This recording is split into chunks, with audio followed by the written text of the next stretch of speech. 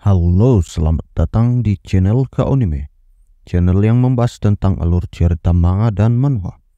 Tak usah berlama-lama lagi, langsung saja kita mulai pembahasannya. Gaspol.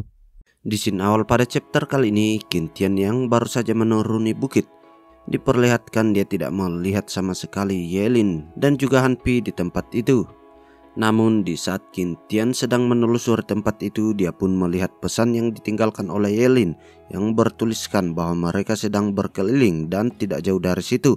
Melihat hal itu, Kintian pun bergumam, "Kebetulan aku sedikit lelah, mari istirahat sejenak sebelum Yelin kembali." Dan tidak lama setelahnya, Kinishin pun beralih ke beberapa saat kemudian. Diperlihatkanlah Yelin yang telah kembali bersama Hanpi. Dan sembari membawa sesuatu, lanjutlah Yelin berkata, "Kintian, cuacanya buruk sekali, sepertinya akan hujan deras malam ini." Mendengarkan hal itu, Kintian pun menjawab, "Alam benar-benar tidak bisa ditebak. Ayo pergi, jika terjadi hujan lebat, tanah longsor di daerah ini bisa menjadi berbahaya." Namun di saat yang bersamaan tiba-tiba saja Yelin berteriak dan berkata, Kintian, lihat itu yang di sana." Dan ternyata yang mereka lihat itu adalah sebuah pesawat terbang yang nampak sedang mengalami kondisi yang tidak baik-baik saja karena diperlihatkan banyak sekali asap yang keluar dari dalam pesawat itu. Melihat hal itu, Kintian pun merasa waspada dan berkata kepada Yelin, "Sepertinya ada yang tidak beres, ayo kita pergi." Dan sembari berlari diperlihatkanlah Yelin yang berkata kepada Kintian, "Apa ada kecelakaan? Aku mendengar suara ledakan. Penumpangnya apakah baik-baik saja? Apa yang harus kita lakukan sekarang?" Mendengarkan semua hal itu keluar dari mulut Yelin, Kintian pun berkata, "Yelin, tenanglah. Pokoknya ayo kita ke sana terlebih dahulu dan lihat kondisinya." Di pulau terpencil seperti ini, kemunculan pesawat bukanlah hal yang biasa. Tak heran mengapa Yelin begitu panik, bahkan jantungku pun berdebar-debar. Dan setelah mereka menelusuri jalan itu lebih jauh, diperlihatkanlah mereka sudah sampai di atas perbukitan. Dan dari kejauhan mereka melihat asap yang membumbung tinggi jauh ke atas langit. Namun nampaknya yang mereka temui adalah sebuah jalan buntu. Jadi di sini Kintian berkata, "Kita tidak bisa mengejarnya begitu saja. Mari berhenti sejenak dan pikirkan tentang tindakan pencegahan sebelum kita ke sana." Dan sembari itu diperlihatkanlah Kintian yang menggambarkan posisi di mana mereka berada dan menjelaskan kepada Yelin, "Batu adalah posisi kita sekarang dan tanda X adalah lokasi kecelakaan pesawat. Dan gambar bulatan ini melambangkan camp kita. Ada cukup perbekalan untuk kembali ke camp, tapi jika kita langsung menuju ke titik pusat jatuh akan sulit memprediksi bahwa ada cukup perbekalan untuk kembali ke camp setelahnya." Mendengarkan semua penjelasan itu, Yelin pun berkata, "Dengan kata lain, kalaupun kita sampai di titik jatuh, bukankah berarti kita bisa segera menemukan pesawatnya? Dan jika kita terlalu lama mencari, perbekalan juga tidak akan cukup. Lalu, haruskah kita kembali ke camp terlebih dahulu dan membuat rencana selanjutnya?" Namun di sini Kintian menjawab, "Kurasa itu tidak perlu. Bagaimana jika kita membagi tugas?" Mendengarkan hal itu, Yelin pun menanyakan, "Maksudmu kita akan berpencar di tengah jalan dan kamu akan pergi ke lokasi jatuhnya pesawat?" Mendengarkan pertanyaan itu, Kintian pun lanjut menjelaskan, "Tepat sekali, jika aku pergi sendirian seharusnya perbekalan bisa lebih efisien. Tapi bisa kamu pulang sendirian ke camp?" Mendengarkan hal itu, Yelin pun nampak sombong dan berkata, Tentu saja bisa dong." Dan lalu Kinishin pun beralih ke malam harinya. Diperlihatkanlah mereka semua beristirahat, tetapi nampaknya Yelin sedang bermain dengan anak elang emas sebelumnya. Dan dia pun berkata, "Dia lucu sekali, kamu mengizinkanku untuk memelihara bayi burung ini bukan?" Mendengarkan hal itu, Kintian pun berkata, "Tidak hanya memeliharanya, tapi kamu juga harus membuatnya memahami instruksimu." Dan sembari itu diperlihatkanlah Yelin yang sedang memikirkan nama yang akan diberikan kepada anak burung elang emas itu. Namun dengan santainya Kintian berkata bahwa kita namai saja dia Shadow Junior. Namun nampaknya di sini Yelin tidak menyetujui dengan usulan itu. Jadi dia memberi nama kepada burung itu Xiaobai. Dan sembari mengelus-ngelus burung itu, lanjutlah Yelin berkata, "Ingat, jangan panggil dia dengan sebutan-sebutan aneh ya." Dan lalu Kinishin pun beralih keesokan harinya. Diperlihatkanlah Kintian yang akan melancarkan rencananya sebelumnya. Dan nampaknya mereka akan berpisah dengan Yelin. Namun sebelum Qintian pergi, Yelin memberikan sebuah damar pinus kepada Qintian. Dan diketahui bahwa Yelin menemukan beberapa saat dia berkeliling dan belum sempat memberitahukan kepada Qintian sebelumnya. Dan itu bisa digunakan untuk membuat obor. Mendapatkan pemberian itu, Qintian pun nampak bersemangat dan berkata, "Bagus, ini akan sangat membantu." Dan setelah bergerak sendirian, Qintian pun menggunakan bakatnya sesekali. Ia dengan cepat melaju ke utara dan melambat di tengah hari. Meski cuaca berubah secara ekstrim kemarin, tapi tidak berakhir dengan hujan. Lalu kenapa tanah di sini begitu basah? Ini sangatlah aneh. Dan sembari memandangi situasi, diperlihatkanlah Qintian yang memerintahkan kepada Shadow untuk melanjutkan eksplorasinya. Dan dengan kemampuan yang ia miliki, dia mampu melihat pemandangan yang dilihat oleh Shadow. Sembari itu dia pun bergumam, "Beruntung dengan bantuan segel penjina, aku bisa memanfaatkan perspektif Shadow dengan mudah dan tidak perlu takut menemui hal-hal yang aneh." Namun di saat sedang mengudara, Qintian melihat banyak sekali air yang berada di sekitar sana. Menyadari hal itu, Qintian pun berkata, "Mungkinkah di depan sana ada danau atau sungai? Sebaiknya aku pastikan sendiri." Dan tidak lama setelahnya, Qintian pun sudah sampai di sumber air itu. Dan ternyata sumber air itu adalah sebuah rawa. Melihat rawa yang cukup luas di hadapannya, Qintian pun berniat untuk mengurungkan niatnya menyusuri jalan itu. Jadi dia memutuskan untuk berputar karena faktor keamanan jauh lebih tinggi. Namun di saat Qintian sudah menyitari bagian-bagian dari rawa itu, ternyata di tempat lain juga terdapat banyak sekali rawa.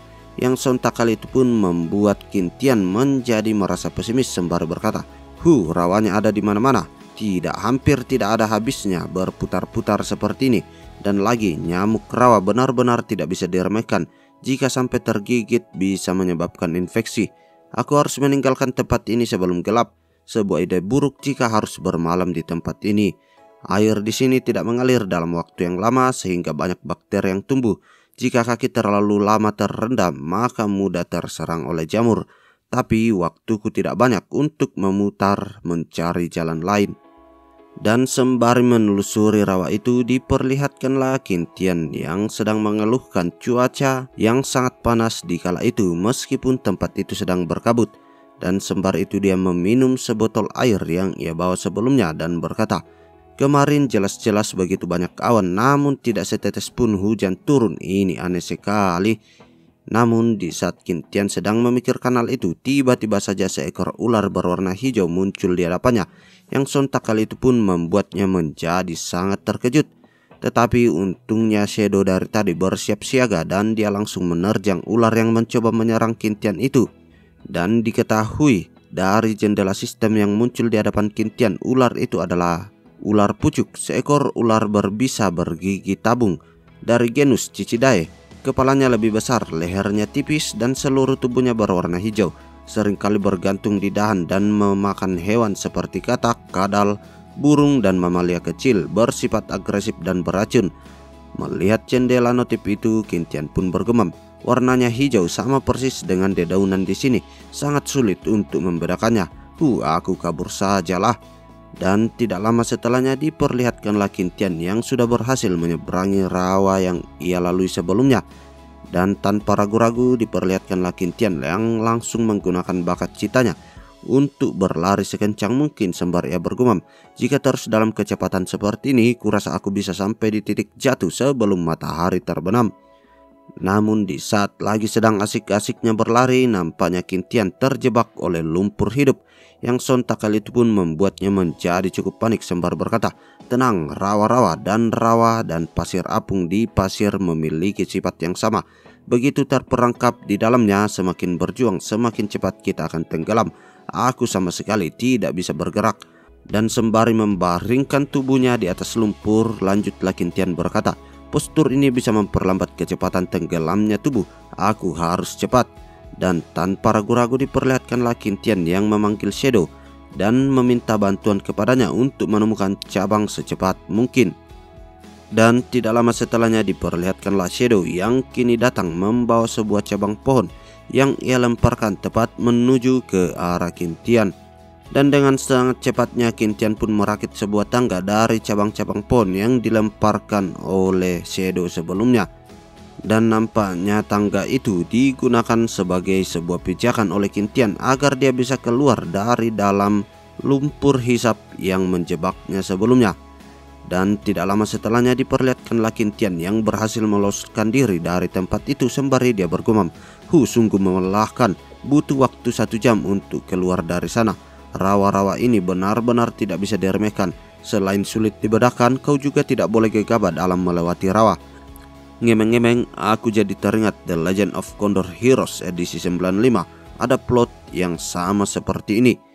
Dan lalu selanjutnya diperlihatkanlah Qintian yang mencoba membuka kembali cabang-cabang yang ia rakit sebelumnya. Dan sembari itu dia ingin mengambil 8 cabang yang cukup tebal. Setelah menyamakan panjangnya lalu ikatkan kepada kaki. Dan nampaknya di sini Qintian membuat sebuah sepatu ski yang membuatnya tidak tenggelam di atas lumpur hisap itu. Sembari itu dia pun bergumam, ini mirip sekali dengan cara bermain ski, meningkatkan area gaya dan memanfaatkan berat badanku sehingga kita dapat meluncur dengan kecepatan tinggi di atas lumpur. Dengan cara ini rawa-rawa bukan lagi menjadi masalah. Dan setelah jauh berjalan diperlihatkanlah Qintian yang nampaknya sudah akan mencapai ujung dari rawa itu sembari dia berkata, kalau tidak salah titik jatuhnya di depan sana, bagaimana dengan kondisi pilotnya ya? Dan lalu kini Shin pun beralih memperlihatkan pesawat yang jatuh sebelumnya. Diperlihatkanlah ada seorang wanita berambut pirang yang nampak sedang mengotak-atik pesawatnya. Sembari itu dia berkata, di mana aku? Aku ingat sekarang badai menerjang saat penerbanganku berlangsung. Kemudian pesawat hilang kendali dan terbawa ke dalam turbulensi. Beruntung aku sempat menarik pesawat sesaat sebelum jatuh. Tuhan memberkati. Dan sembari itu diperlihatkan wanita berambut pirang itu mengecek kondisi pesawatnya dan berkata, benar-benar rusak total, untunglah aku tidak terluka. Tapi area ini adalah rawa, mirip dengan petualangan terakhir kaliku di Amerika Selatan. Aku tak yakin ada orang yang tinggal di sini. Dan tidak lama setelahnya diperlihatkanlah wanita berambut pirang itu yang terus saja berteriak-teriak menggunakan bahasa asing yang berarti, apa ada orang di sini? Apa ada orang di sana? Namun setelah beberapa saat berteriak dia pun menyadari dan berkata, ya mana mungkin ada orang di alam liar seperti ini. Matahari mulai tenggelam, sebaiknya tinggal di pesawat malam ini agar menjadi lebih aman. Namun tiba-tiba saja dia mendengarkan sebuah suara dan dia pun berkata, siapa yang ada di sana? Mendengarkan hal itu Qintian pun nampak menjawab dan berkata, halo, apa ada orang? Kalian mendengarku? Namun setelah mengatakan hal itu Qintian pun bergumam, sudah lama sebelum aku tiba di sini. Jika pilot terluka saat jatuh, dia pasti sudah sangat kritis sekarang. Aku harus menemukannya secepat mungkin. Dan sembari itu Qintian pun meminta Shadow untuk mengecek situasi yang berada di sekitar. Dan nampaknya Shadow memberikan sinyal kepada Qintian bahwa ada orang di dekat sini. Dan tanpa ragu-ragu Qintian pun memerintahkan kepadanya untuk segera membawanya ke sana. Dan tidak lama setelahnya Qintian pun sudah menemukan bangkai pesawat yang terjatuh sebelumnya. Dan dia pun berteriak, hei, siapa saja di sana? Apa kau mendengarku? Namun di saat Qintian mendekat ke arah pesawat, dia pun nampak berpikiran yang tidak-tidak dan berkata, mungkinkah tidak ada noda darah di kokpit ini? Kurasa dia hanya pergi untuk sementara. Namun meski pesawat ini terlihat sangat baru, tapi gayanya sangat kuno. Sepertinya tidak ada radio untuk berkomunikasi dengan dunia luar. Namun tiba-tiba saja dia mendengarkan suara teriakan dari arah belakang yang sontak kali itu pun membuat Qintian menjadi cukup terkejut. Dan di saat Qintian melirik ke arah belakang, dia menyadari bahwa dia pasti adalah pilot dari pesawat itu. Namun dengan wajah yang sangat pucat, wanita berambut pirang itu berteriak dan berkata, lari, ada buaya. Dan ternyata wanita itu berlari sangat kencang karena dikejar oleh beberapa ekor buaya. Dan tiba-tiba saja muncullah jendela notif di hadapan Qintian. Buaya rawa dari genus Crocodilius. Panjang dewasa biasanya 4-5 meter dan berat mencapai 1 ton. Biasanya merayap dengan perut, tapi bisa juga berjalan di kaki. Kecepatannya bisa mencapai 16 km per jam. Berenang di air dengan menggerakkan badan dan ekor bisa mencapai kecepatan 32 km per jam. Namun kecepatan ini tidak bisa dipertahankan lama-lama. Selain di rawa-rawa, buaya rawa juga hidup di lahan basah seperti sungai dan telaga, serta suka berpindah-pindah di perairan dangkal dengan kedalaman kurang dari 5 meter. Melihat hal itu, di sini Qin Tian pun langsung bergegas untuk mengulurkan tangannya kepada si wanita berambut pirang, dan tanpa ragu-ragu Qin Tian pun menariknya untuk naik ke atas badan pesawat, dan mereka bersembunyi di dalam kokpit pesawat itu dan terhindar dari terjangan buaya ganas itu. Tetapi nampaknya di sini Qin Tian lagi-lagi ketiban rezeki nomplok karena dia tertindih oleh 2 gunung kembar yang sangat besar. Dan setelah keadaan sudah mulai tenang, diperlihatkanlah si wanita berambut pirang itu bertanya apa yang terjadi, dan dengan bahasa asing di sini Qin Tian pun menjawab, "Lihat, kita telah terkepung." Melihat hal itu, Qin Tian pun lanjut bergumam, "Buaya-buaya ini terlalu barbar, mereka langsung menghantam pesawat. Kalau begini terus bisa berbahaya." Dan tanpa ragu-ragu diperlihatkanlah Qin Tian yang melayangkan anak panahnya tepat ditembakkan menuju ke arah si buaya.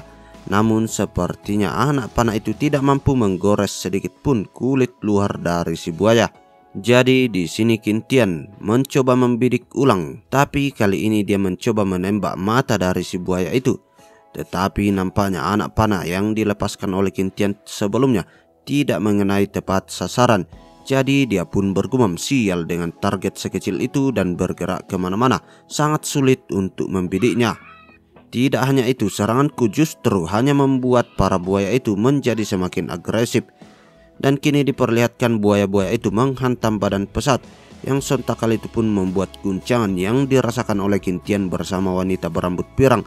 Melihat hal itu, Qin Tian pun berkata dalam hatinya, "Jika terus begini pesawat akan hancur dalam 15 menit. Sial, aku cuma bisa mengandalkan sistem di situasi seperti ini." Dan sembari memandangi jendela sistem, diperlihatkanlah Qin Tian yang bergumam, "Selama ini aku belum membeli apapun setelah mengumpulkan 12.700 poin.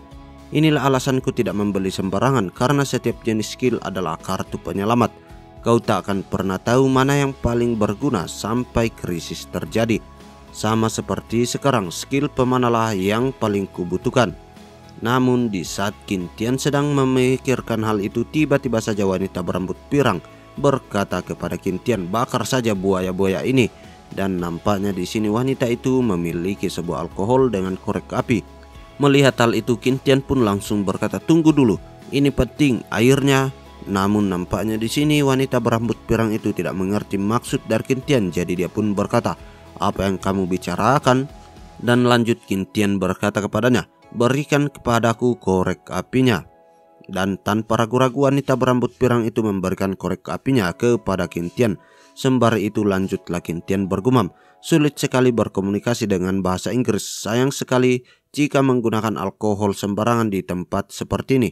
Urusan buaya serahkan saja padaku." Dan tanpa ragu-ragu diperlihatkanlah Qin Tian yang membeli sebuah skill dari jendela sistemnya. Dan tiba-tiba saja muncullah cahaya keberuan di sekeliling tubuh dari Qin Tian yang merasuk ke dalam tubuhnya, dan itu menandakan bahwa penyatuan bakatnya telah selesai. Melihat hal itu, Qin Tian pun memandangi tangannya dan bergumam, "Begini saja ya, padahal terakhir kali saat membeli bakat aku jelas-jelas merasakannya, tapi kali ini tidak, dasar curang." Namun di saat yang bersamaan diperlihatkanlah buaya-buaya itu terus saja menghantam badan pesawat, yang sontak kali itu pun membuat si wanita berambut pirang menjadi sangat khawatir dan beralih ke sisi Qin Tian yang bergumam, "Ya, kita memang harus mengandalkan diri sendiri di dalam situasi apapun. Meski tidak cukup kuat, tapi dengan melapisi ujung anak panah dengan api akan memberi hasil yang sangat berbeda." Dan di saat Qin Tian akan melesatkan anak panahnya itu, tiba-tiba saja skillnya itu langsung aktif. Dan muncullah sebuah jendela targeting yang ia lihat dengan matanya. Melihat hal itu, Qin Tian pun berkata, "Wow, apakah ini efek dari skillnya? Ini seperti user interface di dalam sebuah game. Setelah membidik sasarannya, bar harus mencapai gaya yang dibutuhkan, dan bagian kecepatan angin harus sesuai dengan sudut yang diperlukan. Jika semua kondisi telah terpenuhi, maka akan dengan mudah mencapai target." Dan tanpa ragu-ragu diperlihatkanlah Qin Tian yang melesatkan anak panahnya itu, yang tepat mengenai mata dari salah satu buaya itu, yang sontak kali itu pun membuat si buaya meronta-ronta kesakitan. Dan sekali lagi tanpa ragu-ragu Qintian melesatkan serangan anak panahnya tepat menuju ke arah buaya-buaya yang sedang menghantam pesawat sebelumnya. Namun sepertinya hal itu tidak membuat Qintian berhenti begitu saja. Dengan bantuan dari wanita berambut pirang yang menyalakan api di ujung dari busur panahnya itu, Qintian kembali melesatkan beberapa anak panah yang tepat mengenai mata dari beberapa ekor krokodil yang ada di hadapannya. Dan nampaknya serangan-serangan yang dilancarkan oleh Qintian sebelumnya berhasil memukul mundur para buaya-buaya yang mengepungnya sebelumnya. Melihat hal itu, wanita berambut pirang nampak sangat senang dan berkata, "Wow, hore!" Dan tidak lama setelahnya Qintian pun bertanya kepadanya, "Namaku adalah Qintian, siapa namamu?" Dan di sini wanita itu memperkenalkan namanya. Dia bernama Jessica Hatway. Dan dia pun bertanya kepada Qintian, "Di mana kita sekarang? Apa ada orang lain selain kita?" Mendengarkan hal itu, Qintian pun berkata kepadanya, "Maaf, bahasa Inggrisku kurang baik. Bisakah kamu berbicara pelan-pelan?" Dan lalu diperlihatkanlah si Jessica yang berkata kembali kepada Qintian, "Kalau begitu bagaimana dengan bahasa Jepang? Atau bisakah kamu bicara dengan bahasa Korea?" Namun sepertinya kedua bahasa itu tidak dikuasai oleh Qintian. Jadi dia berbicara dalam bahasa Inggris dan berkata kepada wanita berambut pirang, "Apa kamu mempunyai telepon genggam?" Mendengarkan hal itu, di sini si wanita berambut pirang mencoba mencernanya dan berkata, "Telepon genggam, apakah maksudmu telepon? Tapi telepon kan tidak berfungsi tanpa kabel." Mendengarkan hal itu, di sini Qintian pun bergumam, "Komunikasi seperti ini sungguh melelahkan." Dan lalu kini Sin pun beralih ke malam harinya. Diperlihatkanlah Qintian yang nampak hanya bermodalkan obor di malam itu. Tapi sepertinya Jessica pada kala itu masih memiliki bekal makanan kaleng. Jadi mereka memutuskan untuk mengkonsumsi makanan itu saja terlebih dahulu. Namun di saat Qintian sedang memandangi kaleng itu, dia pun berkata, "Makanan ini terlihat seperti sudah jarang ditemui sekarang. Terkesan sangat sederhana." Tetapi di saat Qintian memandangi produk makanan kaleng itu secara seksama, tiba-tiba saja dia menyadari sesuatu. "Tunggu, apa-apaan tanggal kadaluarsa ini?" Dan diketahui tanggal kadaluarsa dari makanan kaleng itu adalah tahun 1928, yang sontak kali itu pun membuat Qintian menjadi sangat terkejut. Melihat hal itu, Jessica pun berkata kepadanya, "Apakah ada masalah?" Namun di sini Qintian mencoba menyembunyikannya dan berkata, "Tidak ada." Dan lanjut dia bergumam, "Seseorang, tolong ajari aku bertanya ini masih layak dimakan atau tidak." Dan sembari makan, lanjutlah Jessica berkata kepada Qintian, "Jangan khawatir, ini daging sapi kok." Melihat Jessica yang sedang memakan makanan itu, Qintian pun mencoba memakannya dan berkata, "Aromanya cukup normal, apa ada kesalahan penulisan pada tanggal produksi?" Setelah berlari seharian, tubuhku terasa lelah dan mulai merasa mengantuk setelah kenyang. Jessica yang sempat mengalami kecelakaan dan dikejar buaya pun seharusnya juga begitu. Tidak mudah bagi hewan liar masuk ke pesawat ini. Mari kita bermalam di sini saja untuk malam ini dan selamat beristirahat. Dan tidak terasa kini Sin pun beralih keesokan harinya. Diperlihatkanlah Qintian yang membuka matanya di pagi itu, tetapi nampaknya dia tidak melihat Jessica berada di sampingnya. Tetapi setelah mencari-cari, diperlihatkanlah Jessica yang nampaknya sudah menyiapkan sarapan di pagi itu dan berkata kepada Qintian, "Selamat pagi." Qintian yang melihat semua peralatan yang dimiliki oleh Jessica, dia pun bergumam, "Mungkin tas itu berisi panci dan juga mangkuk, seperti kantong ajaib Doraemon saja." Minum kaldu di pagi hari lebih bergizi daripada minum air panas saja. Dan sembari itu diperlihatkanlah Qintian yang mengeluarkan daging babi dan mencoba menawarkannya kepada Jessica. Dan diketahui Qintian dan Jessica pulih sepenuhnya setelah meminum kaldu. Meski Jessica banyak bertanya, Qintian hanya bisa mengerti beberapa kata dan tidak tahu apa yang dia ingin ungkapkan. Dan kemudian Qintian menggambar peta dan memberitahu Jessica tentang pulau terpencil dan perkemahan mereka dengan isyarat. Qintian merasa bahwa Yelin pasti lebih bisa berkomunikasi dengan Jessica. Dengan mengundangnya ke camp, Jessica pun merasa aman karena lebih banyak orang di sekitarnya. Dan sembari itu lanjutlah Qintian berkata dalam hatinya, "Sayang sekali aku tak punya alat. Kalau ada, aku sangat ingin mengambil beberapa bagian yang berguna dari pesawat ini." Dan di saat yang bersamaan tiba-tiba saja Shadow muncul mengudara di atas kepala mereka, yang sontak kali itu pun membuat Jessica menjadi sangat terkejut. Dia mengira bahwa burung itu sangatlah berbahaya, tetapi di sini Qintian masih nampak santai dan mempersiapkan pendaratan dari burung elangnya itu, sembari dia berkata kepada Jessica, "Jangan khawatir, binatang ini adalah peliharaanku." Dan tidak lama setelahnya mereka pun terus berjalan menelusuri rawa-rawa yang dilalui oleh Qintian sebelumnya. Sembari itu dia pun bergumam, "Ini sudah siang, kenapa tiba-tiba ada kabut tebal yang menyelimuti rawa ini ya?" Bahkan Shadow pun tidak dapat melihat situasi dengan jelas. Kita hanya bisa meraba-raba jalan dengan hati-hati. Dan di saat yang bersamaan nampaknya Jessica menyadari sesuatu dan berkata kepada Qintian, Tunggu sebentar." Melihat Jessica yang sudah kesulitan untuk melangkahkan kaki, diperlihatkanlah Qintian yang memutuskan untuk beristirahat sejenak di tempat itu. Dan sembari itu Qintian pun bergumam, "Aku tak tahu kapan kabut putih ini akan menghilang." Namun tiba-tiba saja Jessica langsung jatuh pingsan di hadapannya, yang sontak kali itu pun membuat Qintian menjadi cukup panik dan berkata, "Apa yang terjadi? Gawat, tiba-tiba kesadaranku juga mulai menghilang. Mungkinkah ini disebabkan oleh karena kabut putih ini?" Dan sembari merangkak mendekat ke arah Jessica, diperlihatkanlah Qintian yang berkata, "Hei, apa kau baik-baik saja? Bisakah kau mendengarku?" Namun nampaknya tidak sedikit pun perkataan dari Qintian itu direspon oleh Jessica. Dan di sini Qintian pun kembali bergumam, "Sial, aku harus memikirkan cara." Tunggu, meski Jessica tidak sadarkan diri, gejalanya tampak sedikit lebih ringan daripada sebelumnya. Tanganku juga tidak terlalu lemah. Mungkinkah hanya dengan korek api kita bisa tahu jawabannya? Dan dari kejauhan diperlihatkanlah Qintian yang menancapkan korek api yang ia bawa sebelumnya. Sembari itu dia berkata, "Untungnya aku punya bakat memanah dari Sagittarius," dan dengan tepat melemparnya ke batu yang berada di sana.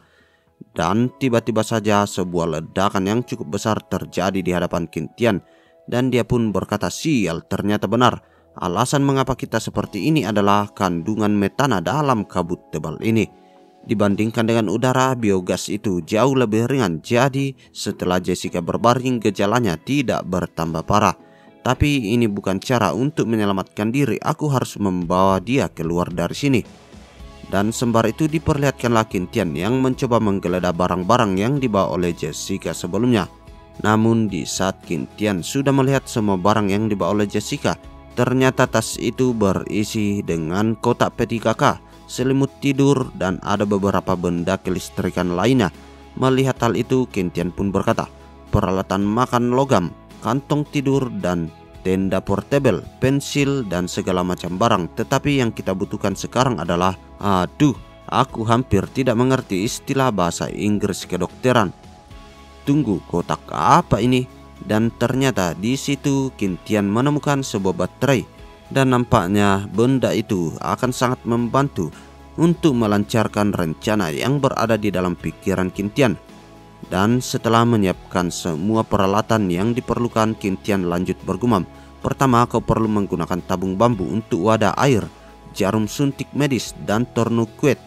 Keluarkan seluruh isi pensil dan sendok ke dalam logam. Hubungkan ujung pensil ke kutub positif baterai, letakkan sebagai jarum suntik di bagian luar, dan sambungkan pada selang. Sendok logam dihubungkan dengan elektroda negatif sehingga dapat terbentuk sirkuit di dalam air. Tempatkan keduanya ke dalam tabung bambu dan nyalakan baterainya. Air akan mengalami reaksi oksidasi dan reduksi ketika diberi energi. Elektroda positif menghasilkan oksigen dan elektroda negatif menghasilkan hidrogen sekitar 2 kali lipat dari oksigen. Fenomena ini adalah elektrosis air yang saat ini merupakan metode produksi oksigen paling sederhana."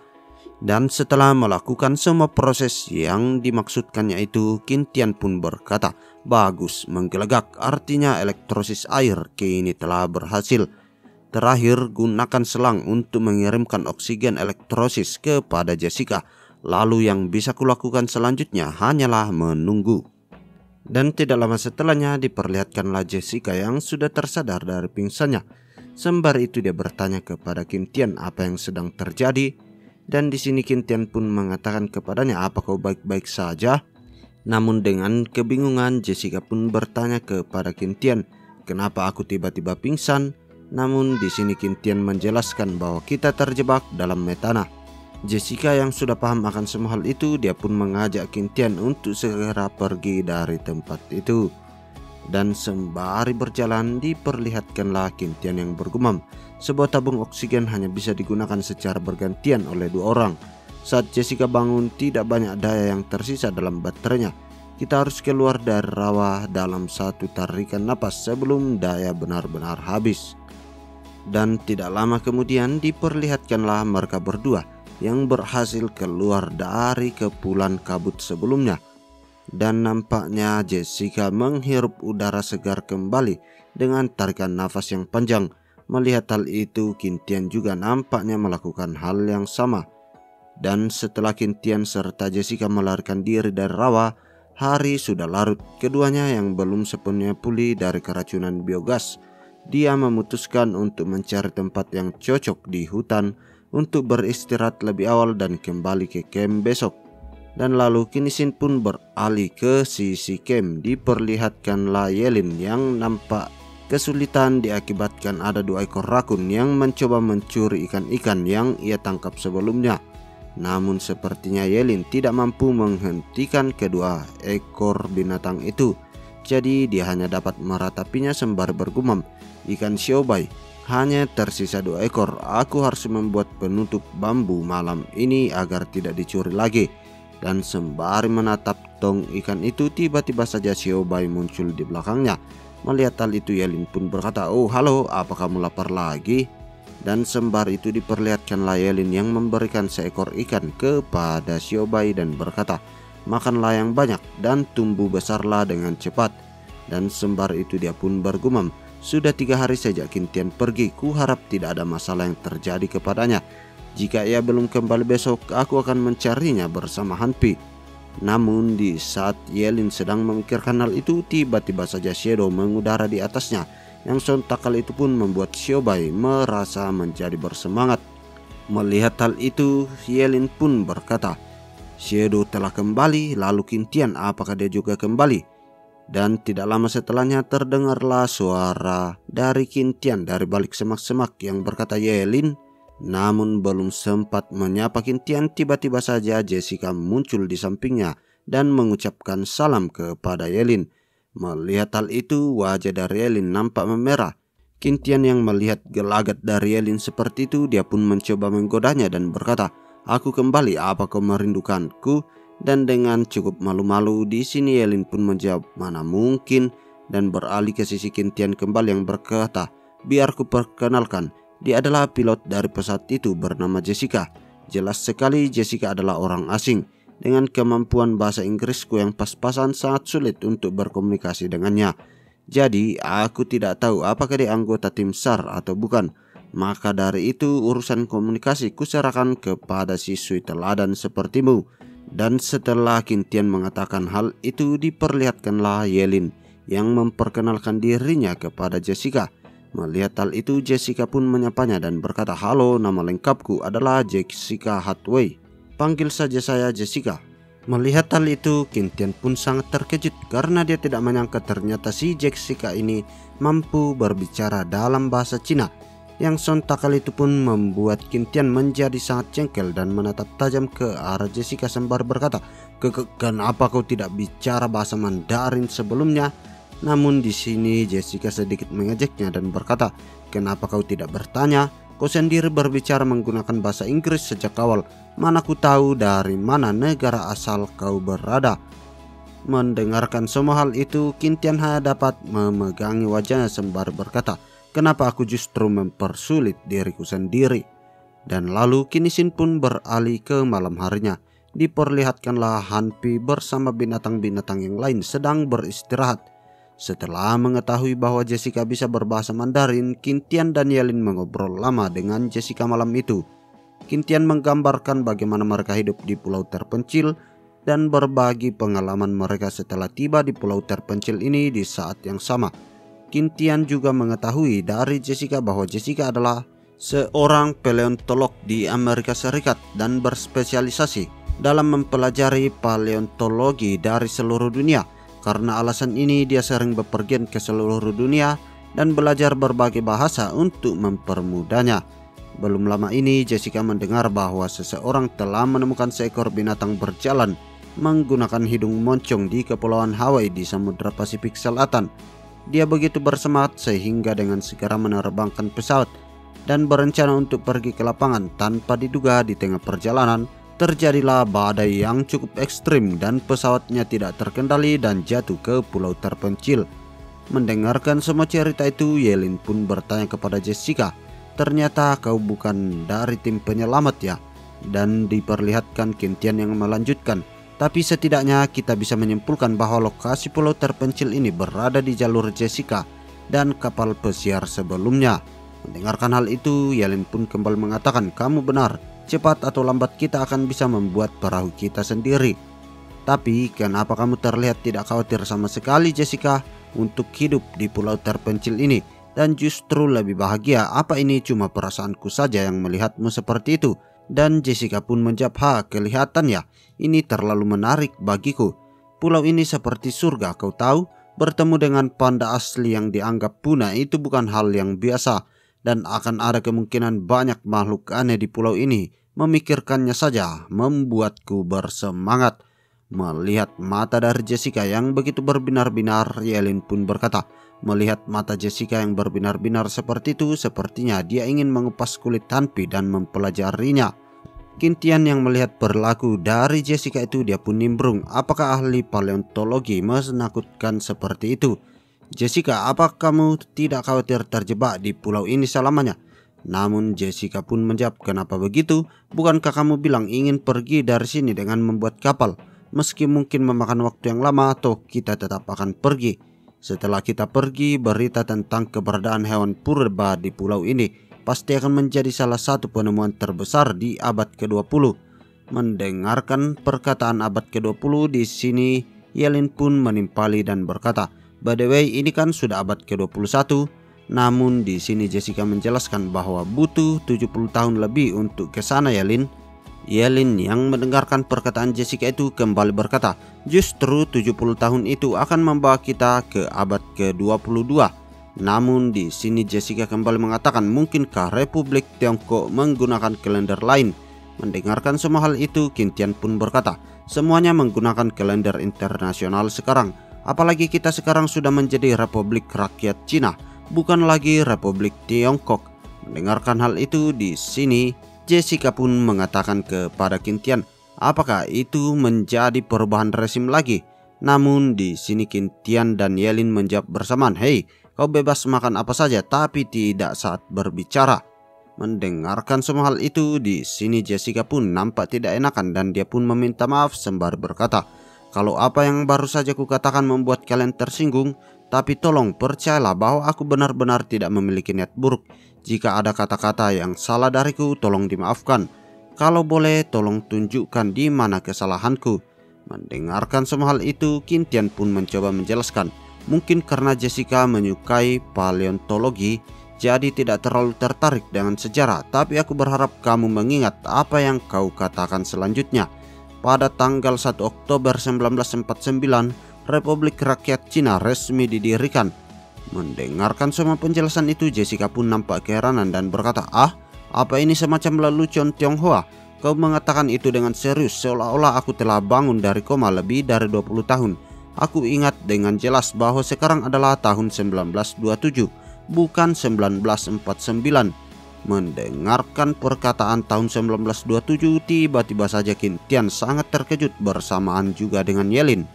Jadi sebenarnya pulau apakah tempat Kintian ini terdampar? Karena nampaknya mereka dari masa generasi yang berbeda bertemu di pulau itu. Jadi jika para penonton mempunyai pendapat tentang hal ini, silahkan tulis di kolom komentar ya. Dan oke, mari kita lanjut. Setelah mendengarkan semua hal itu dari mulut Jessica, diperlihatkanlah Kintian yang mulai berpikir. Jessica sepertinya tidak berbohong, dan gaya pesawatnya juga sangat mirip dengan gaya abad ke-20. Belum lagi bukti label kadaluarsa pada kaleng makanan yang menunjukkan tahun 1927 sampai 1928. Mungkinkah itu benar-benar Dan setelah Kintian memikirkan hal itu, dia pun bertanya kepada Jessica, "Aku ingin bertanya satu hal kepadamu. Kuharap kau menjawabnya dengan serius. Sebenarnya kita berada di tahun berapa?" Dan sembari melipat tangannya, Jessica pun menjawab, "Aku sangat yakin bahwa tahun ini pasti tahun 1927. Kalau begitu, kutanya balik, tahun berapa yang kalian yakini sekarang?" Dan tanpa ragu-ragu Kintian pun menjawab, "Tentu saja tahun 2020. Mendengarkan hal itu sontak membuat Jessica menjadi sangat terkejut dan berkata, "2020? Itu artinya kalian kembali dari masa depan?" Mendengarkan hal itu Kintian pun menjawab, "Entahlah, aku rasa tidak. Aku sendiri tidak yakin dan seingatku ada badai menerjangku sesaat sebelum pesawat jatuh. Bisakah kamu menjelaskannya?" Mendengarkan semua hal itu, Jessica pun nampak berpikir sembari memegang dagunya. Dia pun berkata, "Saat ini aku lepas landas dari Los Angeles dan menuju ke Kepulauan Hawaii. Jelas ku ingat bahwa langit begitu cerah sebelumnya.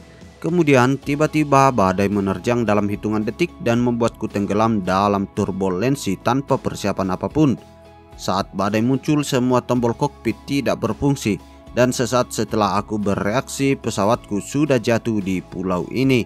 Mendengarkan semua cerita itu, Yelin pun berkata kepada Jessica, "Badai sama seperti yang kami alami sebelum datang ke sini."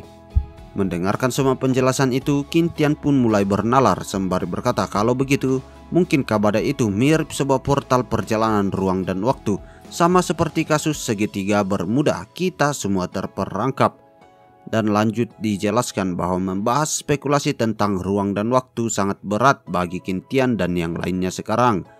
Karena jika tebakan itu benar, di usia berapa mereka sekarang? Di mana letak pulau itu sebenarnya? Bagaimana cara mereka kembali? Dan mungkinkah itu semua terjadi? Dan jika tebakan mereka salah, lalu bagaimana menjelaskan keberadaan Hanpi, Titan Piton, dan perbedaan tahun mereka saat ini? Dan setelah itu kini diperlihatkan Kintian yang berkata, "Oke, semua orang harus berhenti memikirkannya. Dalam situasi kita sekarang, apa gunanya memikirkan hal ini? Yang kita butuhkan sekarang hanyalah cara survive dari alam dan meningkatkan kualitas hidup."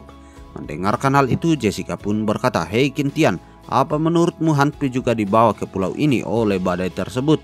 Namun di sini Kintian menjelaskan secara teori, bukan tidak mungkin. Selain itu, jika kau mengatakan demikian, lalu Titan Piton di hutan bambu mungkin juga dibawa oleh badai ke sini. Jessica yang mengetahui bahwa ada makhluk purbakala lain di pulau itu, dia nampak semangat dan berkata, "Maksudmu ular purba yang besar itu?" Dan di sini Kintian pun menjawab, "Ya, dia tinggal di kedalaman hutan bambu di pulau ini. Itulah mengapa kami tidak berani mendekatinya sama sekali."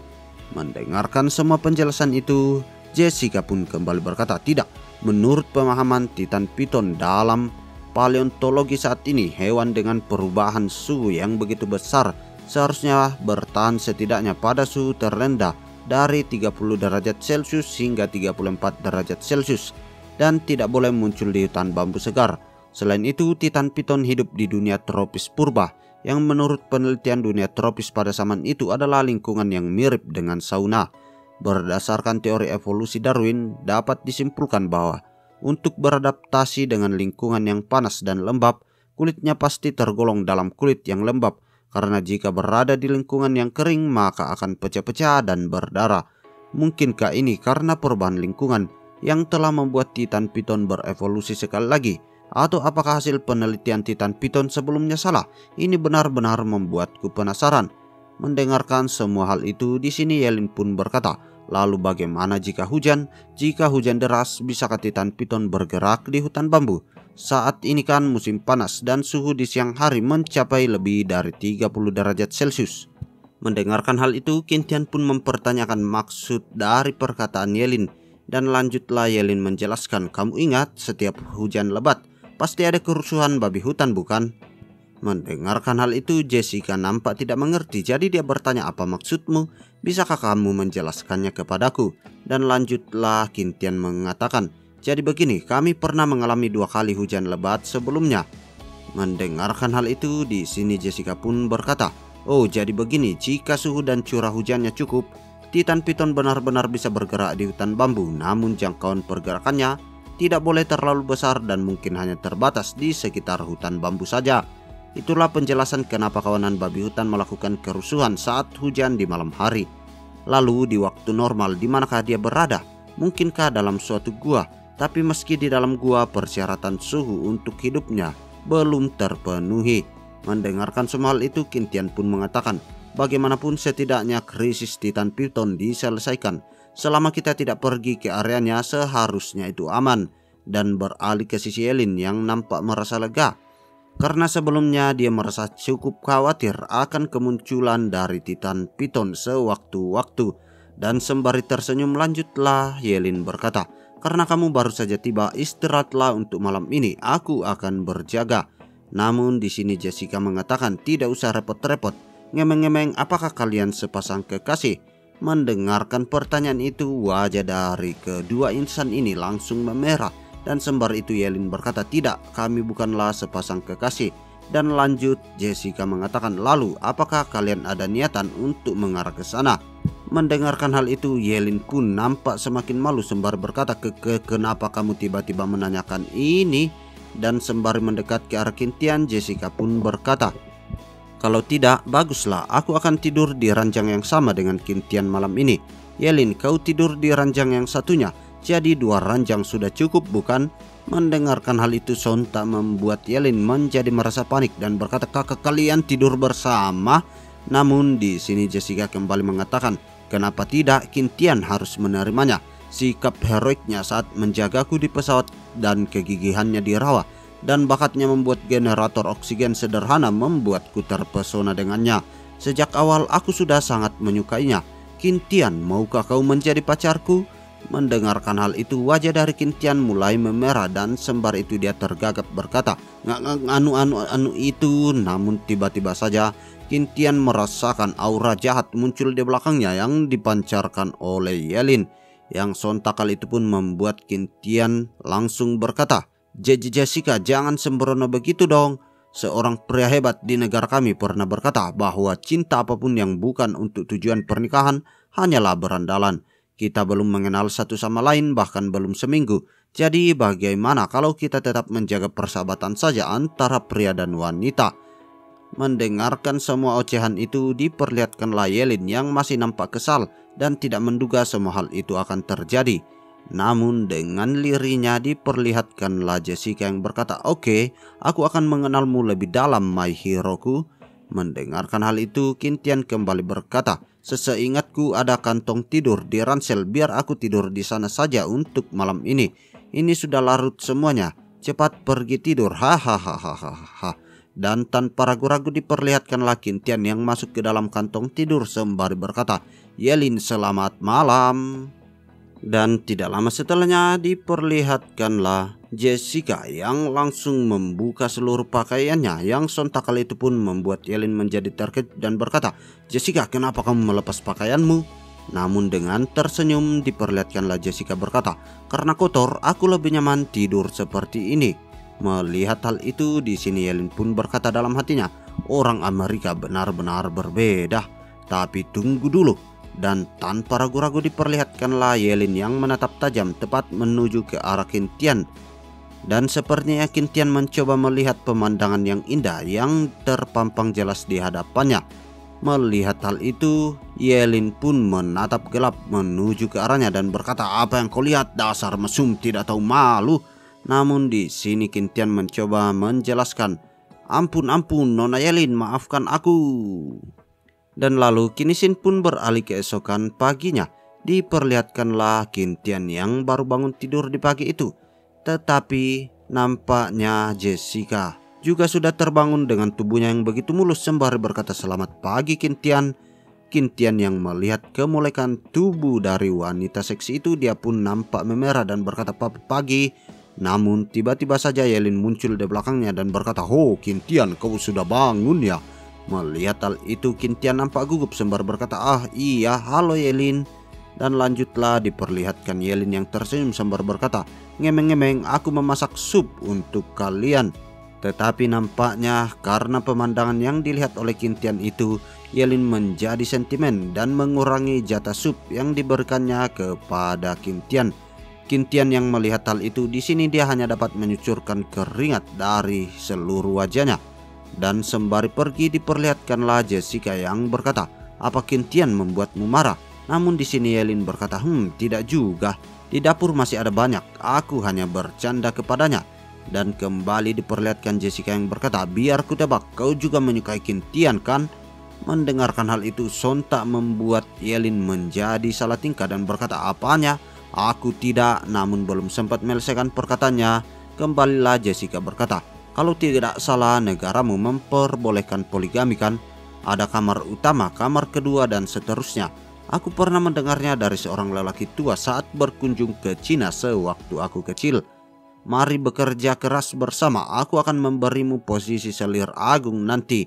Mendengarkan semua perkataan Jessica, kepala dari Yelin kini mulai berasap. Sembari itu dia berkata, Jessica, habiskan dulu kaldunya. Aku masih punya banyak pekerjaan. Dan sembari mengejek, diperlihatkanlah Jessica yang berkata, Yelin sangat imut saat kau sedang malu. Tapi kenapa hubungan mereka terasa rumit? Dan lalu kini Shin pun beralih ke dapur. Diperlihatkanlah Yelin yang sedang terduduk. Dan sembari itu Qintian mendekat ke arahnya dan berkata, Yelin, ada apa? Namun di sini Yelin langsung berkata kepadanya, aku mau kamar utama. Yang sontak kali itu pun membuat Qintian menjadi bertanya-tanya, apa maksudmu? Namun di sini nampaknya Yelin keceplosan dan merasa malu terhadap perkataannya sendiri. Jadi dia berkata kepada Qintian, kamu salah dengar, aku tidak mengatakan apapun. Mendengarkan semua hal itu, Qintian pun berkata, apa Jessica mengatakan hal-hal yang aneh-aneh lagi?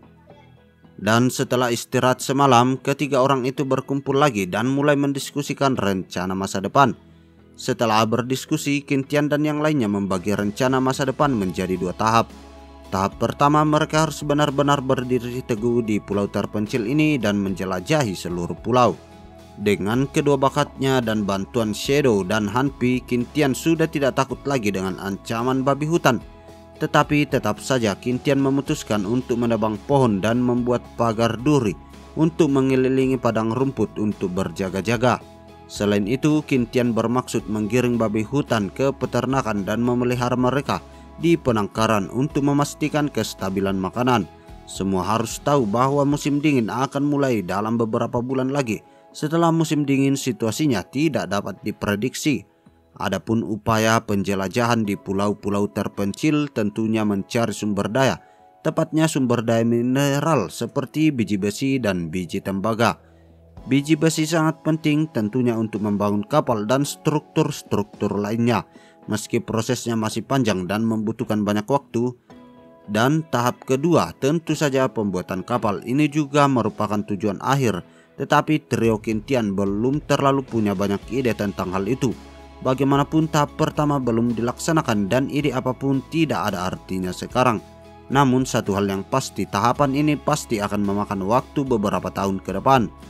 Dan setelahnya kini Shin pun memperlihatkan Jessica yang berkata kepada semuanya, ngemeng-ngemeng, aku masih punya banyak barang di tas ini. Coba lihat apa yang bisa digunakan.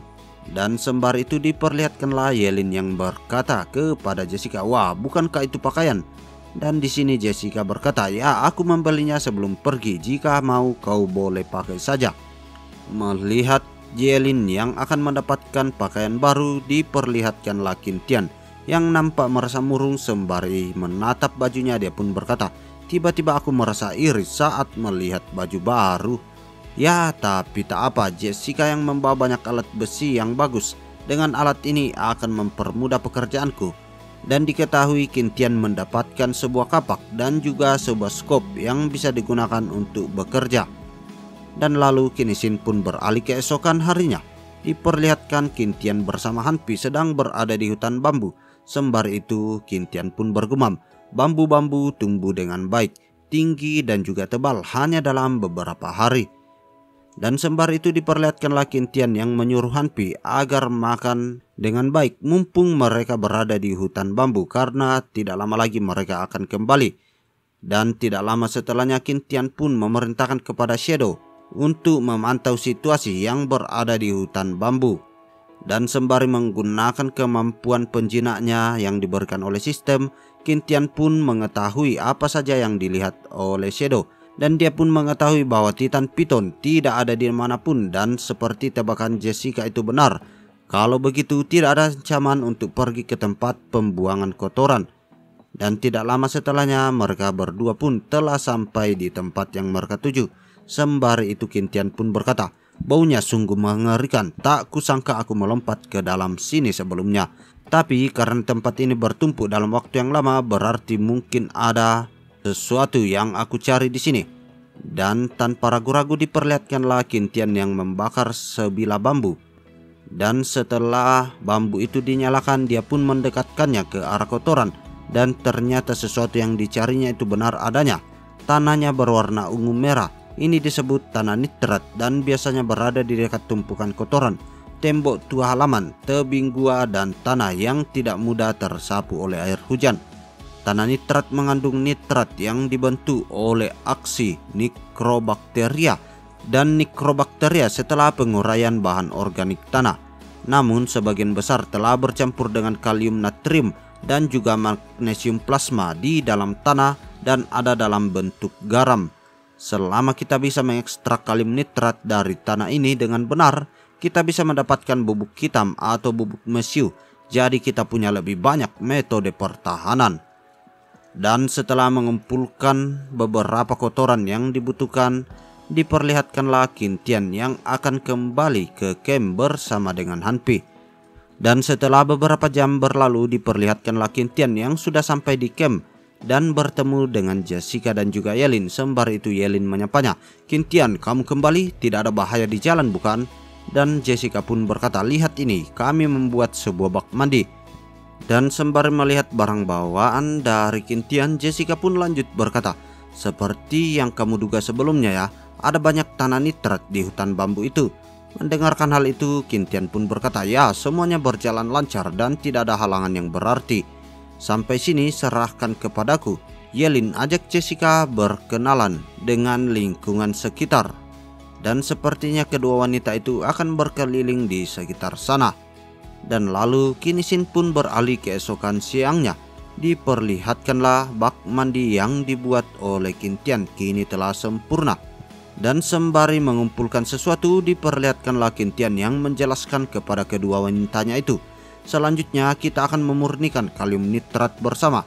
Ekstraksi kalium nitrat dibagi menjadi 3 tahap, yaitu tahap pertama mencampurkan abu tumbuhan dan tanah nitrat dengan perbandingan 1:8, dan ion kalium dalam abu tumbuhan menggantikan ion natrium dalam tanah nitrat untuk membentuk potasium nitrat. Langkah kedua adalah dengan menggunakan tiang bambu dan anyaman bambu untuk menutupi tanah nitrat, menyiram air panas hingga melarutkan kalium nitrat dan memisahkan garam kalsium dan magnesium yang tidak larut. Hanya saja cara ini membutuhkan banyak waktu karena kita menuangkan air panas dengan mangkuk sedikit demi sedikit." Dan lalu Qin Xin pun beralih ke sore harinya. Diperlihatkanlah Jessica dan Yelin nampak merasa sangat lelah atas pekerjaan mereka seharian itu. Melihat hal itu, Qin Tian pun mengucapkan terima kasih banyak kepada mereka berdua atas kerja kerasnya. "Kita sudahi dulu hari ini, saat kalium nitrat selesai diekstraksi besok, kita baru bisa membuat bubuk mesiu." Mendengarkan kata bubuk mesiu membuat Yelin menjadi sangat terkejut dan berkata, "Apa? Bubuk mesiu? Jangan-jangan?" Namun belum sempat menyelesaikan perkataannya, Qin Tian pun menyela dan berkata, "Ya, kita akan membuat bom." Dan di malam hari, meski semua orang meragukan soal perjalanan ruang dan waktu, tapi Jessica percaya bahwa Qin Tian dan Yelin adalah pendatang dari masa depan dengan menanyakan banyak hal. Dan sembari mengobrol di hadapan api unggun, diperlihatkanlah Jessica yang bertanya kepada Qin Tian, "Ya Tuhan, Cina telah mendarat di bulan. Apa ini benar-benar tempat yang sama dengan Cina yang kukunjungi dahulu kala?" Mendengarkan hal itu, Yelin pun menjelaskan kepada Jessica, "Seingatku, pemerintah Cina mempromosikan pakaian dan rambut kepang pada tahun 1911. Kapan Kak Jessica pergi ke Tiongkok?" Mendengarkan hal itu, Jessica pun mengatakan, "Mungkin sekitar umur 7 atau 8 tahun. Aku tidak ingat persis kapan ayahku membawaku ke sana." Mendengarkan hal itu, di sini Qin Tian pun menanyakan berapa umur dari Jessica sekarang. "Coba hitung mundur saja, maka kau akan tahu." Namun tiba-tiba saja kedua wanita itu menatap tajam ke arah Qin Tian. Qin Tian yang melihat hal itu, di sini dia menyadari dan berkata dalam hatinya, "Benar juga, menanyakan usia pada wanita itu bukanlah hal yang baik." Dan sembari tergagap, dia pun berkata, "Seingatku Guru kelas sejarah bercerita, meski gerakan potong kepang sedang digalakkan saat itu, namun beberapa mantan bangsawan dan menteri yang memegang kekuasaan menolaknya, sehingga tak heran jika sebagian orang masih memiliki kepang yang panjang. Dan sembari itu diperlihatkanlah Jessica yang berkata, karena kamu bilang begitu, aku jadi ingat saat itu kami memang menginap di rumah mantan menteri. Aku tidak diizinkan pergi keluar karena aku masih sangat kecil pada waktu itu. Itulah kenapa aku tidak tahu banyak tentang budaya Cina. Dan beralih ke sisi Elin yang berkata, tinggal di rumah mantan menteri, apa yang kalian lakukan di Cina? Dan di sini Jessica pun menjelaskan, ayahku berencana memulai sebuah perusahaan di Cina. Jadi dia pergi untuk menyelidiki pasar. Tetapi karena kondisi lingkungannya tidak cocok pada saat itu, jadi dia tinggal selama beberapa hari lalu pergi setelahnya. Mendengarkan semua hal itu, Qintian pun menghela nafas yang panjang. Ya, aku sudah mengira sih kalau kamu itu adalah anak orang kaya. Mendengarkan hal itu, Jessica pun menanyakan, anak orang kaya? Tidak juga. Namun kembali Qintian menjelaskan, sudahlah, tidak ada artinya membicarakan itu sekarang. Karena di pulau terpencil seperti ini yang terpenting adalah bertahan hidup. Ayo semua istirahat, kita coba buat bom di keesokan harinya. Dan lalu Kinisin pun beralih keesokan harinya. Air nitrat yang didapat mengandung banyak sekali kotoran sebelum nitrat dipanaskan. Qintian dan yang lainnya menyaringnya dengan kain lalu dimasukkan ke dalam sebuah wadah. Dan sembari mengaduk-ngaduk cairan yang ia miliki, Qintian pun bergumam, proses penggaraman nitrat mirip dengan penggaraman air laut. Bedanya nitrat perlu diaduk secara terus-menerus agar tidak lengket ke dasar dan memercik. Saat nitrat menguap dan mengental, endapan padat mulai muncul di dasar wadah. Ini adalah campuran natrium klorida dan kalium klorida. Dibandingkan dengan kalium nitrat, mereka memiliki tingkat kelarutan yang lebih rendah dan akan mengendap lebih awal pada suhu ini. Maka dari itu segera saring lagi untuk menghilangkan natrium klorida dan kalium klorida selagi suhu air belum menurun. Ketika suhu air menjadi hangat, kelarutan kalium nitrat akan menurun tajam karena perubahan suhu air dan akan terjadi pengendapan dalam jumlah yang besar. Pada saat ini penyaringan terakhir bisa dilakukan untuk mendapatkan kalium nitrat. Proses pemurnian kalium nitrat cukup mudah. Namun menunggu nitrat menjadi dingin sangat menyita waktu. Hingga sore hari ketiga orang itu telah memproses semua nitrat. Dan sembari itu diperlihatkanlah Yelin di sore itu berkata, kita sibuk hampir seharian tapi cuma dapat kalium nitrat 1 toples saja. Mendengarkan hal itu Jessica pun mengatakan kandungan nitratnya tidak tinggi, jadi mau bagaimana lagi. Melihat semua hal itu Qintian pun bergumam, nitrat yang tersisa setelah penyaringan memiliki nama populer yang disebut brine.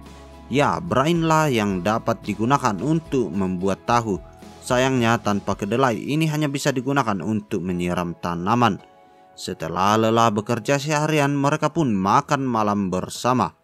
Dan sembari itu dijelaskan bahwa kalium nitrat, belerang dan arang, bahan untuk membuat bubuk hitam atau bubuk mesiu sudah siap. Dan sembari mencampurkan benda-benda itu ke dalam sebuah wadah bambu, diperlihatkanlah Qintian bergumam, proporsi bubuk mesiu adalah 75% kalium nitrat, 10% sulfur alkali, dan 15% arang, yaitu 25:2:3. Selama ketiga bubuk ini dicampur dengan benar ke dalam tabung bambu, maka harusnya akan berhasil dan percobaan akan dilanjutkan. Dan sembari menyalakan korek api, diperlihatkanlah Yelin yang mendekat ke arah Qintian dan berkata, "Apa kamu sudah menyiapkannya, Qintian?" Dan di sini Qintian pun menjawab, "Tentu saja." Dan tanpa ragu-ragu diperlihatkanlah Qintian yang mencoba memanaskan bubuk mesiu yang baru saja ia buat. Dan tiba-tiba terjadilah sebuah ledakan kecil di hadapan Qintian, yang sontak kali itu pun membuat Yelin dan juga Jessica merasa kegirangan sembari berkata, "Yeay, kita berhasil, kita benar-benar membuat bubuk mesiu." Dan sembari mengepalkan kedua tangannya, lanjutlah Qintian berkata, "Tapi jangan senang dulu, kita punya tujuan yang harus dicapai." Mendengarkan hal itu Yelin pun berkata, "Benar, bubuk mesiu juga belum bisa dijadikan senjata." Namun Jessica mengatakan kepada Qintian, "Tunggu apa lagi, ayo cepat kita buat bomnya sekarang." Dan lalu dijelaskan ada banyak cara untuk membuat bom. Namun dalam kondisi saat ini yang mereka butuhkan hanyalah sebatang bambu kering dan sebuah pemicu. Dan tidak sulit untuk membuat pemicu, cukup dengan menggulung kertas yang agak basah dengan bubuk mesiu, lalu mengeringkannya setelahnya. Setelah menyiapkan bahan, bagi sambungan bambu menjadi 3 lapis, dan isikan tanah kering, pemicu, serbuk mesiu, lalu tanah kering lagi secara berurutan. Untuk setiap lapisan gunakan kekuatan terbesar untuk memadatkannya, dan terakhir ditutupi dengan sambungan bambu yang lebih besar. Dengan begitu bom rakitan sederhana siap digunakan yang terdiri dari pemicu, kemudian tanah kering di bagian atas, di bagian tengah bubuk mesiu, dan di bagian dasar ada tanah kering lagi. Dan setelah hal itu telah diselesaikan, diperlihatkanlah Yelin yang mendekat ke arah Qintian sembari berkata, "Aku tahu kamu pandai dalam segala hal, tapi kenapa kali ini terkesan mahir sekali?" Dan lanjut diperlihatkan Jessica yang nimbrung, "Kau benar, seolah dia sudah biasa melakukannya." Dan nampaknya di sini Qintian merasa dicurigai seperti seorang teroris, sembari dia berkata, "Ya, aku pernah meledakkan sesuatu sebelumnya seperti toilet atau semacamnya." Dan nampaknya kejadian itu terjadi di masa kecil Qintian di saat dia masih nakal-nakalnya, dan dia melemparkan sebuah peledak ke dalam toilet yang membuat sebuah ledakan besar terjadi di dalam toilet itu yang membuat para orang dewasa langsung berteriak keluar dan memarahi mereka. Tetapi Qintian dan teman-temannya pada saat itu langsung kabur dengan sangat cepat sehingga mereka tidak berhasil ditangkap. Dan setelahnya Qinisin pun beralih ke masa kini, diperlihatkan Qintian yang mengatakan kepada semuanya, "Sungguh masa kecil yang menyenangkan, bukan?" Dan tidak lama setelahnya Qintian pun mengatakan, "Oke, bawa Han Pi dan yang lainnya menjauh. Aku akan mencoba bomnya kali ini." Dan tidak lama setelahnya diperlihatkan Qintian yang sudah bersiap-siap untuk menguji coba bom pertamanya itu. Dan setelah menyalakan pemicunya tanpa ragu-ragu lagi, diperlihatkan Qintian yang melemparkan bom itu sejauh mungkin. Dan setelah melemparkan bom itu, diperlihatkanlah Qintian yang berlari menjauh dari tempat itu secepat mungkin. Dan terjadilah ledakan yang sangat besar yang membuat burung-burung di sana kocar-kacir kemana-mana. Dan tidak lama setelahnya muncullah jendela notif di hadapan Qintian. Host berhasil membuat bom dan mendapatkan 5.000 poin. Melihat hal itu membuat Qintian menjadi sangat bersemangat dan berkata, "Ya, ini berhasil." Dan tidak lama setelahnya diperlihatkanlah Jessica yang mendekat ke arahnya dan berkata, "Tapi kekuatan bomnya agak buruk ya, mungkinkah karena mesiunya kurang banyak?" Mendengarkan hal itu Qintian pun berkata, "Banyak atau tidaknya memang mempengaruhi kekuatan bomnya, tapi yang terpenting adalah kualitas bubuk mesiu itu sendiri." Mendengarkan hal itu Yelin pun berkata, "Maksudmu kandungan kalium nitratnya tidak cukup ya?" Dan kembali Qintian menjelaskan, "Itu juga salah satu alasannya. Tapi bubuk hitam itu sendiri ada batasnya. Dibandingkan dengan bahan peledak tinggi seperti heksogen RDX, TNT, dan Octo, bubuk hitam relatif lebih ringan dan energi yang dapat dihasilkan setelah penyalaan jauh lebih kecil. Karena itulah kekuatan bom rakitan ini terbatas. Selain itu, faktor wadah juga mempengaruhi daya ledak.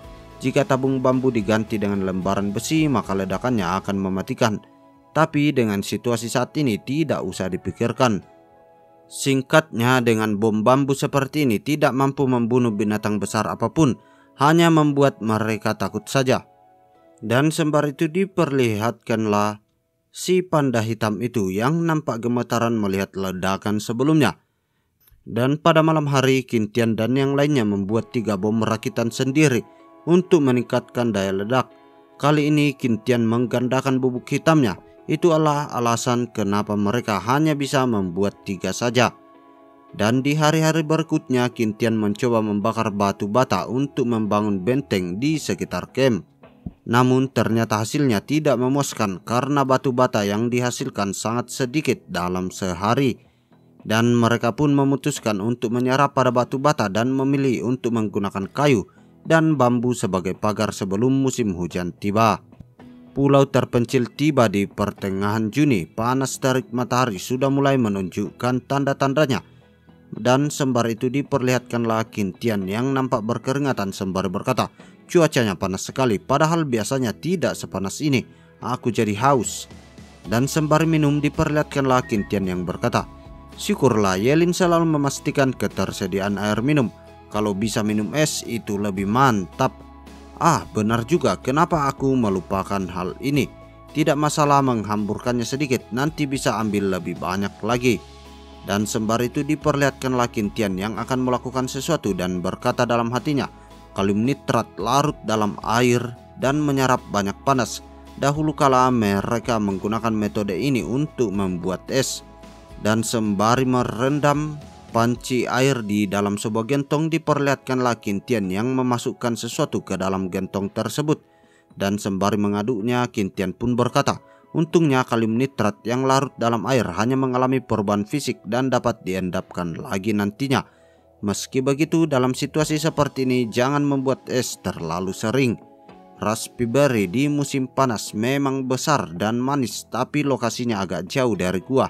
Kalau saja lebih dekat, kita bisa mendapatkannya lebih banyak lagi. Dan nampaknya Qintian di sini berusaha untuk menghaluskan raspberry yang ia dapatkan.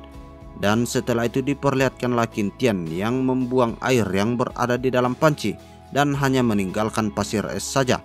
Dan langkah terakhir yang ia lakukan adalah tinggal menyiram dengan jus raspberry. Dan sempurna. Sepertinya eksperimen dalam membuat es krim di kala panas itu nampak berhasil dilakukan oleh Qintian. Dan tidak lama setelahnya Yelin dan Jessica kembali ke tempat itu sembari berkata, Qintian, lihat apa yang kutemukan. Melihat hal itu, Qintian pun nampak terkejut dan berkata, wow, anggur, di mana kau menemukannya? Dan Yelin pun mengatakan, kami menemukan saat perjalanan pulang. Dan sembari itu lanjutlah Jessica berkata, Yelin berteriak sepanjang jalan karena bersemangat ingin memberikanmu kejutan itu. Dan sembari wajahnya memerah, lanjutlah Yelin berkata, bisakah kamu merahasiakan itu, Jessica? Dan kembali diperlihatkan Qintian yang berkata, itu adalah pencapaian yang luar biasa dan harus diberi hadiah. Mendengarkan hal itu sontak membuat Jessica bertanya-tanya dan berkata, hadiah? Dan cereng-cereng diperlihatkanlah Qintian yang memperlihatkan es krim yang baru saja ia buat kepada kedua wanitanya. Dan sembari kegerangan diperlihatkanlah Yelin dan juga Jessica berkata, wow, ini enak sekali, rasanya lumer di lidah, manis dan asam raspberry ini menggubah selera. Dan bahkan saking nikmatnya diperlihatkanlah Yelin yang berandai-andai sedang berseluncur di atas ombak. Sembari itu dia berkata, rasanya seperti berselancar di laut. Dan sembari menyuapi orang yang dicintainya, Jessica pun berkata, bagaimana caramu membuatnya? Apa ini yang disebut teknik sulap Cina? Mendengarkan hal itu, wajah dari Qintian mulai memerah dan berkata, tentu saja dengan kalium nitrat ia dapat menyerap banyak panas saat dilarutkan ke dalam air. Mendengarkan hal itu, Jessica pun kembali berkata, ternyata begitu ya. Tak kusangka kalium nitrat bisa digunakan seperti ini. Kamu hebat sekali. Namun mendengarkan gombalan demi gombalan yang dilontarkan oleh Jessica, nampaknya Qintian merasa tidak enakan dan takut dengan Yelin nanti dia akan marah lagi. Namun sepertinya di sini Yelin tidak memperdulikan semua hal itu karena dia terbuai dalam nikmatnya memakan es krim di kala itu. Dan ya, itu adalah akhir dari part kali ini. Kalau begitu sampai di sini dulu ya Mas Bro. Salam Kaonime.